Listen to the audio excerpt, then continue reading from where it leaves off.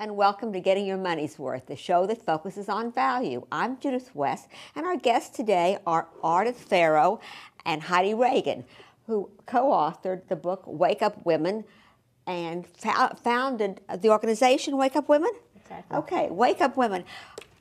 Hey guys, what are you trying to say? That women are sleeping in the 21st century? Well, I think what we're trying to say is a lot of us have those wake-up moments, but oftentimes most of us They call them an aha moment. An aha moment, exactly. But a lot of times we go back to sleep. We don't know how to sustain that excitement that happens in that aha moment. We don't know how to take the aha moment and make real change in our life. So tell me something. You're talking about career change, Heidi. What kind of a change are you talking about? Every area of your life. Career, we have 6 sections in the book. It's career, financial, spiritual, emotional, relationship, financial. I said financial, yeah. All right. Well, okay. So listen, we're right now in the biggest meltdown since the Great Depression. Walking over here, I saw that General Motors is the lowest it's been since the Depression. Mm-hmm. I'm not happy about it, but I could use a little help. I could use a little help on that right now myself. So tell me, how should I wake up and take charge of my finances when I really am not in control of anything? We have 6 co-authors in that section. But tell me how to do it. I'm not reading the book. You tell me how to do it. Tell you how to do it. Well, part of it is setting your focus and your intention and get clear about the direction that you want to go in and making sure that you're focused and staying steadfast no matter what's going on around you. Yeah, I mean, that's probably a pretty good point. Right? I think most economists are saying the only thing to do really is to hold to the course of action that you're on. Exactly. And keep on flying. Do you find that, let's stick with finances for a minute, do you guys in all of your research, have you found that women are getting stronger in their financial skills? Are they still deficient? I think they're getting much stronger, and they're seeing. I mean, even this kind of what's happening now in the economy, it makes women aware that they should be really in charge, better informed. You just don't go put your money into a mutual fund and then forget it and hope that somebody manages it for you. Yeah. So I think women are stepping into more and more, getting more sophisticated with every aspect of their life, with their careers. They're starting to be responsible, or what we say, be accountable for the outcome of their life, as opposed to leave it to chance. You know, I interview a lot of women on this topic over and over again, and I continue to be surprised that it's such a hot topic. This is the 21st century.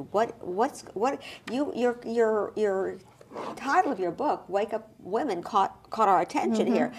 I mean, what is it, like a long sleep that suddenly the female's gender is going to wake up and feel empowered? What is the problem here? Well, I think I don't see it so much as a problem as an opportunity. I think there has been an evolution, but I think what we're seeing now in the world is a great opportunity for women to step into greater roles of leadership, whether it's in business or finance or in their community or their family. And that's what I think the opportunity right now is really for us to step into that gap. We now have 17 women in Senate. That's 17 women in the Senate, right? So we are growing, but it's also, and we have female governors. Yes. But women have to have the courage to step forward and take more responsibility. Have you found in your research, Heidi or anyone, that women network together successfully? Absolutely. That's part of Wake Up Women. We're creating network, organizations of women getting together. So you're building a community. Absolutely. That's a big part of it. And how are you building this community? Well, it starts with our co-authors. We have 50 co-authors in the book, and they start with that circle of that community. That's going to be the nucleus or the hub of your community. Right. And from there, you're going to branch out. Yes. So what is it, like counseling? I'm still having a little bit of difficulty. I could read all day long about how to get stronger, but how do I learn the skill set? Well, that's what we've done with the book. Each chapter ends with action. We got to talk about what we can do. And then we actually have a companion product that's coming out called the Wake Up Women Be It package. So it's like a toolkit. It's like an inspirational guide, and it's a 30-day step-by-step program. Okay. And you also get. So what's the first thing I do? The first thing you do really is what Heidi was saying, is get clear. And I think the big thing for women is we don't get clear on our goals for ourselves, for life. Goals, and then have a process for managing our emotions. I think a lot of women still don't have a process. What do you mean by that, Ardice? Well, for example, we're doing a big event tonight, and someone called and said, "Oh, you must be pulling your hair out." No, we're not pulling our hair out. We're having a great time putting on a fabulous event and inviting 150 women. but women are conditioned to kind of go into that. I'm in overwhelm. I don't have enough time. I don't have enough money. I don't have this. So one of the steps is get clear about what you want, and then have a process so that you can manage yourself. When you can manage your own sort of energy, then you can start to really manage your life. Do you think, Heidi, that this business of being overwhelmed or have so much to do, being so frenetic, always being on the BlackBerry and on the cell phone, do you think that that is like a self-appointed style to look like you're so busy that the world can't get along without you? Sure, it's a way of not focusing in on really what you want to focus in your life and change things. It's I'm a way too busy to take care of myself. Yeah. Sure, it's a distraction. That's exactly what it is, and it's convenient at times, but it's not a good forward. skirt. Yes, but it doesn't move us forward. Yeah, right. Is there anything wrong with saying that, you know what, this is my time for me, and to your family or to your friends or to your aging parents, right now, I can't be bothered? Yeah, it's a necessity. It's hard to do, though, isn't it? It's hard to do because we've been trained in a different fashion. Is it environmental, or is it in the DNA? It's something that we've been taught inadvertently by our parents, by our mothers and their mothers. Yeah. That's what they always say. It's like almost you're almost a failure if you can't be a superwoman. Mm-hmm. Exactly. Or people call you selfish if you say, I can't do that because it's not the right time for me. And yet that's exactly what we think women need to step into, is really living that truth. It's almost as though women need to learn how to say no. They do. They do. And setting boundaries. Yeah, setting boundaries, saying no, and saying yes to the right things, and not being afraid to say yes. You mentioned this community, which I care about, and this networking, I think we used to it. And you mentioned the 17 women in the Senate. We recently had just a couple of weeks ago, two very high-profile women running for high political office in our land. And Hillary Clinton was, I heard, often referred to by other women with the B word. And Sarah Palin, because of her, Saturday Night Live ratings soared. How does that reflect on your notion of the community of women? Well, I think it's... You're referring to her, Ardice. Well, I think it's an example of still how we don't trust other women. And many of us have grown up with that. And exactly what you're saying, and what we're finding, and what we believe, and what's the foundation of our book and our business, is that women work best in community. We love to work together. We love when women have a success, their natural tendency is to want to share it or train someone else so they can have a success. But that's not what's been accepted in the culture. So we have this other way of behaving where we're using the B word or disparaging about women who've had the kind of success that we haven't had. Yeah. What about taking this notion directly into the career, into the office?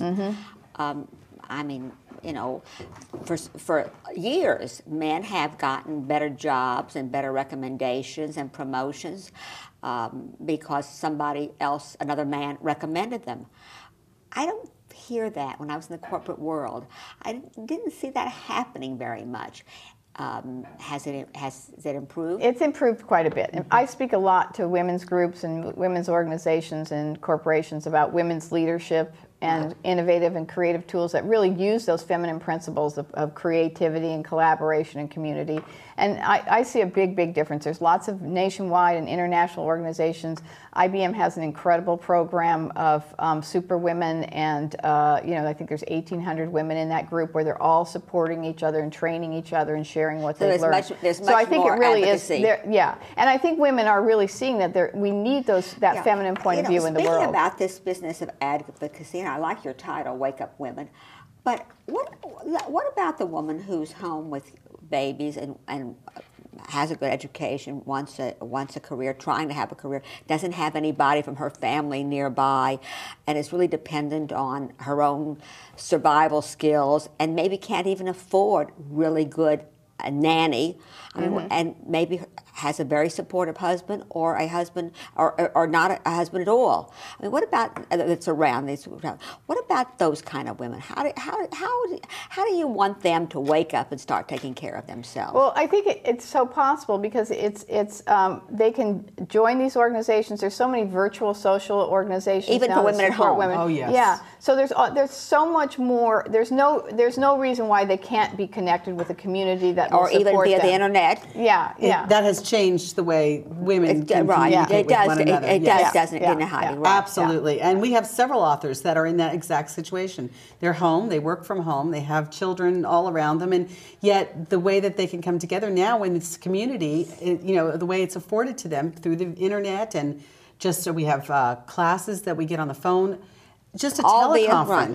That changes the way. Oh, that's a good idea. Absolutely. So I want to understand this. So somebody is wanting to be awakened, or is feeling down, not really knowing how to pick up the shovel and start digging out of a hole. Yeah. Or climbing up the ladder out of the hole. There's a website. Is there a way to contact you folks? Absolutely. Yeah. www.wakeupwomen.com. www.wakeupwomen.com. Yes. Right? And what can she say? Listen, I'm in a hole and I want some help getting out. Absolutely. If that's Is it that simple? Sure, it's that simple. Yeah. How are you guys funded?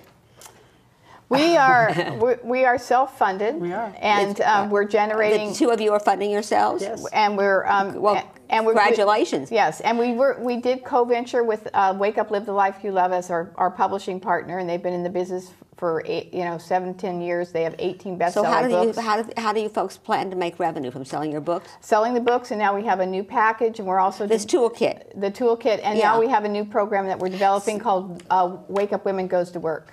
And what is that? So it's kind of following kind of the model of Weight Watchers, where we come into corporations and we work with groups of women virtually. So you check in once a week to see if you're on target. Right. Well, and to help them build community the way you're talking about in corporate America, so that they're helping one another. Do you really think, we have very little time left, is this economic meltdown, which is forcing corporations to cut so much expenses, is that going to let you guys thrive?